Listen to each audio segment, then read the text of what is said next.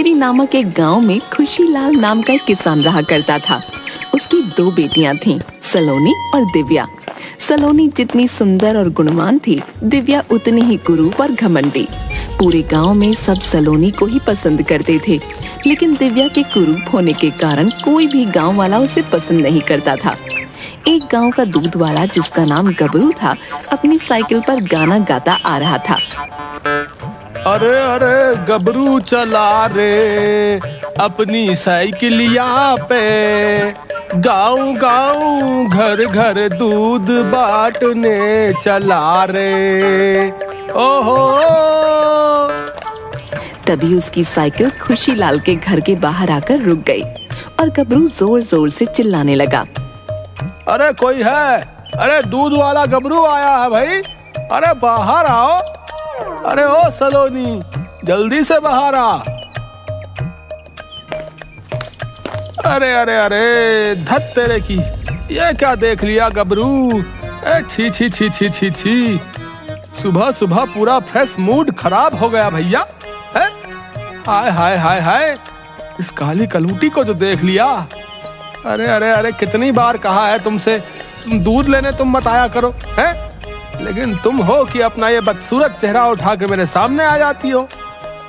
तभी वहाँ पर बहुत ही सुंदर दिखने वाली सलोनी आती है। अरे क्या हुआ गबरू भैया, क्यों चिल्ला रहे हैं आप? सब ठीक तो है ना? अरे अरे, क्या कहा भैया? अरे अरे, मैं तुम्हारा भैया थोड़ा ही लगता हूँ, है? छी छी छी छी छी। लेकिन सलोनी जी, आज आप क्यों नहीं आई दूध लेने, हैं? बल्कि आपकी ये काली बहन आई, जिसे देखकर मेरा पूरा मूड ही खराब हो गया। हाँ, अगर आपको पहले देखता तो मेरा पूरा दिन बन जाता भैया। आखिर कितनी स्मार्ट जो है आप। ये सब तेरे ही कारण होता है, तू ही मेरी सबसे बड़ी दुश्मन है। तेरे इतने सुंदर होने की वजह से मुझे ऐसी बातें सुननी पड़ती हैं। और देखो तो सही, इस कद्दू जैसे गबरू को खुद तो 2 इंच का भी नहीं है, और कैसे मेरे काले रंग के कारण मुझे बदसूरत बोल रहा है। अरे खुद को कभी देखा है आईने में? और बड़ा मुझे बदसूरत कहने वाला, चल जाए यहाँ से। अरे अरे, तो ठीक है, ठीक है, अकड़ते क्यों है भाई? जा रहा हूँ यहाँ से, है? नहीं नहीं दीदी, ऐसा बिल्कुल भी नहीं है। तुम मेरी प्यारी बहन हो, तुम जैसी भी हो मुझे बहुत प्यारी हो। न जाने तुम क्यों ऐसा सोचती हो। तभी दिव्या और सलोनी के पिता खुशीलाल वहाँ आते हैं। अरे उठ गई मेरी दोनों प्यारी बिटिया, क्या बात है? दिव्या बेटी, आज तो तुम भी जल्दी उठ गई, वरना तो रोज तुमसे पहले तो सलोनी बेटी ही उठा करती है। क्या कहना चाहते हैं आप पिताजी? आज जल्दी उठ गई मतलब यही कहना चाहते हैं ना कि मैं रोज कितनी देर तक सोती हूँ, और आपकी प्यारी सलोनी बिटिया कितनी अच्छी है जो रोज सुबह जल्दी उठ जाया करती है। आखिर इस सलोनी की ही तो तारीफ करते हो, ये इतनी सुंदर जो है, मैं इतनी कुरूप जो हूँ। जिसके बाद दिव्या वहाँ से चली जाती है। अरे नहीं नहीं बेटा, है? तुम ऐसा क्यों समझती हो? मैं तुमसे उतना ही प्यार करता हूँ जितना मैं सलोनी से करता हूँ, लेकिन जाने क्यों तुम ऐसा सोचती हो। अरे पिताजी, आप चिंता मत कीजिए, दिव्या तो बस ऐसे ही बोलती है। दिल की बहुत अच्छी है मेरी बहन, आप चिंता मत कीजिए। देखिएगा एक दिन दिव्या दीदी ऐसी बातें करना बंद कर देंगी। अच्छा पिताजी, आप गांव के बाजार जा रहे हैं तो मेरे लिए लाला की दुकान से गर्मा गर्म समोसे लेते आना, आज बहुत दिल कर रहा है। अच्छा, ठीक है बिटिया, ले आऊंगा तेरे लिए समोसे। अच्छा, अब मैं चलता हूँ, है?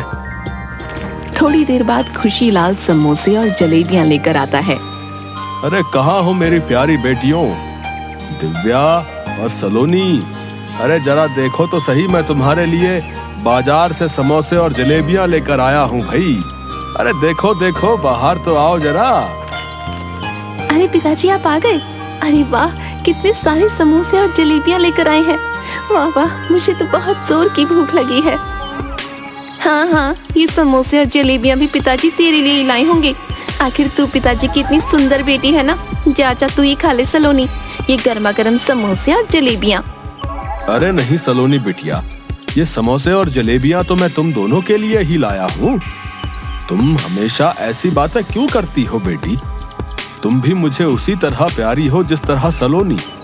फिर क्यों दिव्या बिटिया ऐसा बोलती हो तुम?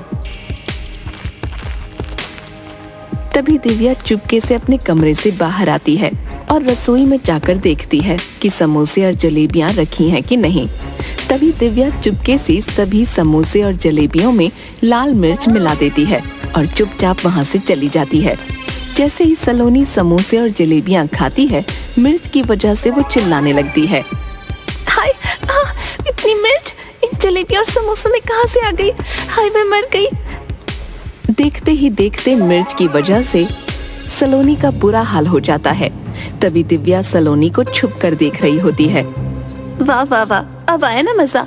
अरे वाह सलोनी, तेरी ऐसी हालत देखकर तो मजा ही आ गया। बेचारी सुंदर सलोनी।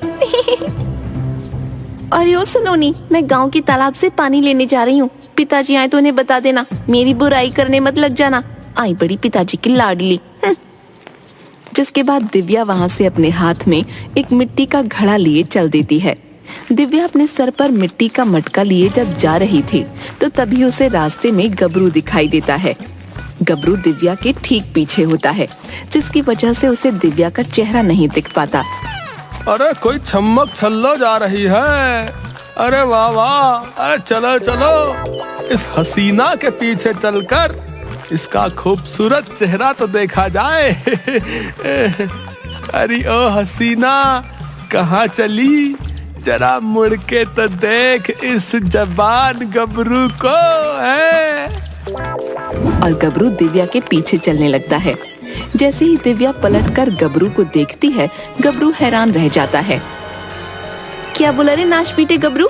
बोल, दोबारा बोल तो सही, तुझे अभी ठीक करती हूँ।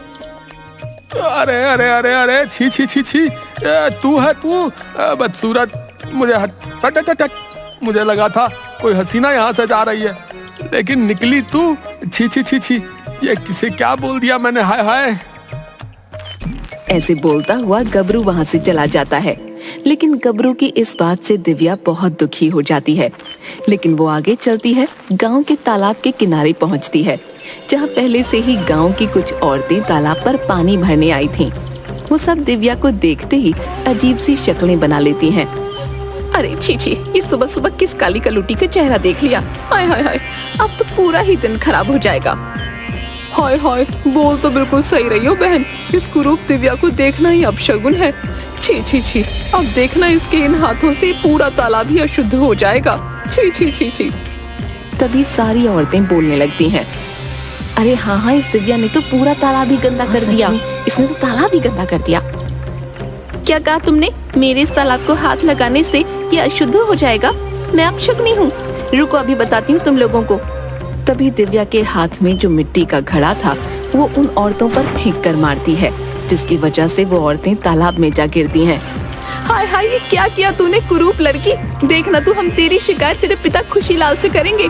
सूरत तो है ही कुरूप, ऊपर से सीरत भी अच्छी नहीं। हाय हाय। ऐसी बातें सुनकर दिव्या बहुत दुखी हो जाती है और वहाँ से जंगल की ओर चल देती है और एक पेड़ के पास बैठकर रोने लगती है। तभी उसी पेड़ के ऊपर गधैया भूत बैठा था। वो आराम से खर्राटे मारकर सो रहा था कि तभी दिव्या के जोर जोर से रोने की आवाज सुनाई दी उसे। अरे अरे, ये कौन है भाई जो इतनी जोरों से रो रहा है? कैसे इंसानी लोग हैं, चैन से सोने भी नहीं देते। तभी गधैया भूत दिव्या के पास आता है। अरे ओ लड़की, क्यों रो रही हो तुम? क्या तुम्हें नहीं पता ये गधैया भूत का स्थान है? क्यों रोती हो? कौन हो तुम? अरे अरे, छी छी, कितनी कुरूप लड़की है, इतनी काली कलूटी। हाय हाय, लेकिन छी छी छी, तुम तो बिल्कुल भी सुंदर नहीं हो। हाय हाय, मेरा तो पूरा मूड ही खराब हो गया है। दिव्या उसे देखकर थोड़ा डर जाती है। अरे क्या तुम सच में भूत हो? लेकिन तुम कितने गंदे दिखते हो। छी छी, लेकिन तुम भूत हो, इसलिए तुम्हें मेरी तरह लोगों के ताने नहीं सुनने पड़ते। मेरे कुरूप होने की वजह से कोई भी मुझे पसंद नहीं करता। अब तुम ही बताओ मैं क्या करूं? अब बस बहुत हुआ, मैं और जीना नहीं चाहती। दिव्या जोर जोर से रोने लगती है। दिव्या को रोते देख गधैया भूत थोड़ा दुखी हो जाता है। अरे अरे, अच्छा ठीक है, लेकिन तुम रोना बंद करो। तुम्हारे रोने की आवाज से ऐसा लगता है जैसे मेरे कान ही फट जाएंगे। हाँ, आखिर मैं इमोशनल फूल जो हूँ, और यहाँ आसपास कोई भूतों का डॉक्टर भी नहीं है। लेकिन मैं तुम्हारी मदद कर सकता हूँ। तुम एक कुरूप लड़की से बहुत ही सुंदर और रूपवती लड़की बन सकती हो, बिल्कुल ऐश्वर्या राय की तरह ही। हाँ। क्या तुम सच बोल रही हो गधैया भूत? ऐसा हो सकता है? क्या मैं भी अपनी सलोनी बहन की तरह सुंदर हो सकती हूँ? फिर तो कोई भी गांव वाला मुझे कुछ भी बोलने की हिम्मत नहीं कर पाएगा। मुझे सभी के तानों से छुटकारा मिल जाएगा। बताओ ना, ऐसा हो सकता है? मैं तुम्हें बता तो दूंगा, लेकिन इसके बाद तुम्हें मुझे ककड़ी खिलानी होगी। हाँ, आल अकड़ी बकड़ी, गधैया भूत को पसंद है ककड़ी। हा हा हा हा हा। लेकिन ध्यान रहे लड़की, सबसे सुंदर बनने के बाद अगर तुमने अहंकार किया तो फिर हमेशा के लिए तुम और अधिक कुरूप हो जाओगी और वापस से कभी सुंदर नहीं बन पाओगी, और तुम्हें ऐसे ही अपना जीवन बिताना होगा। नहीं नहीं गधैया भूत, मैं कभी अहंकार नहीं करूंगी। मैं तुम्हारी ये बात हमेशा ध्यान रखूंगी। हाँ, लेकिन तुम मुझे सबसे सुंदर बना दो। हाँ, सबसे सुंदर, बहुत सुंदर।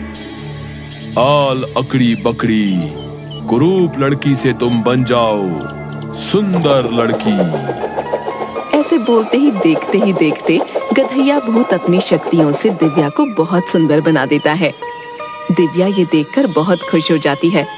अरे वाह, मेरा रंग दूध की तरह एकदम सफेद हो गया। वाह वाह, अब तो मेरी जैसी पूरे गांव में कोई नहीं होगी। तुम्हारा बहुत बहुत धन्यवाद। अच्छा ठीक है, अब तुम जाओ, लेकिन मेरे लिए ककड़ी लानी मत भूलना। हाँ। जिसके बाद दिव्या अपने घर जाती है, जहाँ उसकी बहन और बाकी सभी गांव वाले दिव्या को देखकर हैरान हो जाते हैं। अरे अरे, ये क्या देखो भैया, है इस दिव्या को तो देखो, ये तो इतनी कल्लो थी, है और अब देखो ये तो बहुत ही सुंदर हो गई है भैया, है। अब इसके जितनी सुंदर तो पूरे गांव में कोई दूसरी लड़की नहीं है भैया, है। वाह वाह, ये तो चमत्कार ही हो गया है। दिव्या ये बात सुनकर बहुत ही खुश हो जाती है और अपने घर जाती है, जहाँ सलोनी बैठी हुई उसका इंतजार कर रही थी। लेकिन सलोनी जैसे ही दिव्या को देखती है, उसके होश उड़ जाते हैं। अरे ये क्या दीदी, तुम तो पूरी तरह बदल गई। आखिर कहाँ गई थी तुम? मुझे बताओ, मैं और पिताजी तुम्हें कब से ढूंढ रहे थे। हाँ ठीक है, अब आ गई ना मैं, और ये देख, अब मैं तुझसे भी ज्यादा सुंदर हो गई हूँ। अब तू देखना, पूरे गांव में सिर्फ मेरी ही सुंदरता के चर्चे होंगे। अच्छा, मैं जाकर अपने कमरे में आराम करती हूँ, आज बहुत थक गई हूँ मैं। जिसके बाद दिव्या वहाँ से अपने कमरे में चली जाती है। आखिर ये दीदी को क्या हो गया है? दीदी एकदम से इतनी सुंदर कैसे हो गई? मेरी तो कुछ समझ में ही नहीं आ रहा। उधर जब से दिव्या सुंदर रूप की हुई, वो गांव वालों को कुछ नहीं समझती थी, बस सबको अपने सुंदर होने का घमंड दिखाया करती थी। एक दिन दिव्या सब्जी खरीदने गांव के बाजार जाती है। तभी उसे एक भिखारन बूढ़ी अम्मा अपने हाथों से दिव्या के हाथ को पकड़ लेती है। अरे ओ बेटी, मुझे कुछ खाने को दे दे, कई दिनों से कुछ नहीं खाया, कुछ खाने को दे दे बेटी। अरे अरे, छी छी छी, कौन हो तुम? मेरा हाथ छोड़ो। तुम्हारी हिम्मत कैसे हुई मुझे छूने की? छोड़ो मेरा हाथ, तुमने अपने गंदे हाथों से मुझे गंदा कर दिया।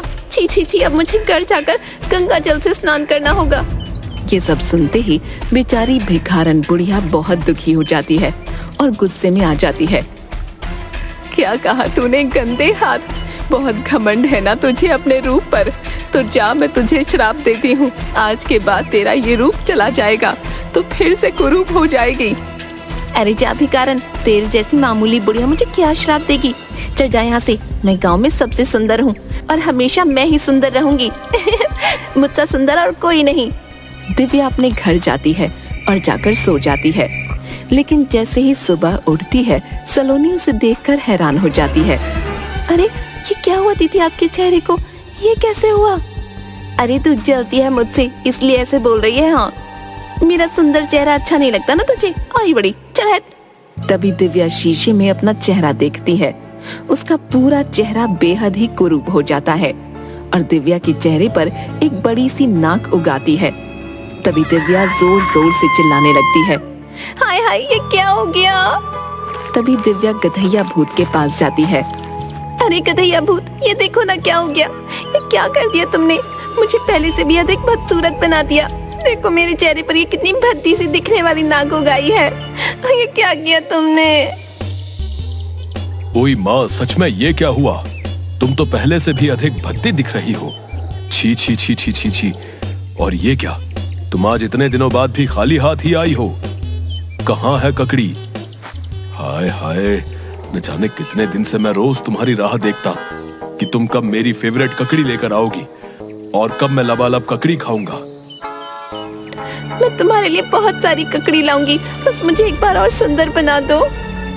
स्वार्थी लड़की हो तुम, ये सब तुम्हारे ही कारण हुआ है। तुम्हारी ये दशा जो भी है तुमने ही की है। सुंदर होने के बाद तुम बहुत अहंकारी हो गई थी।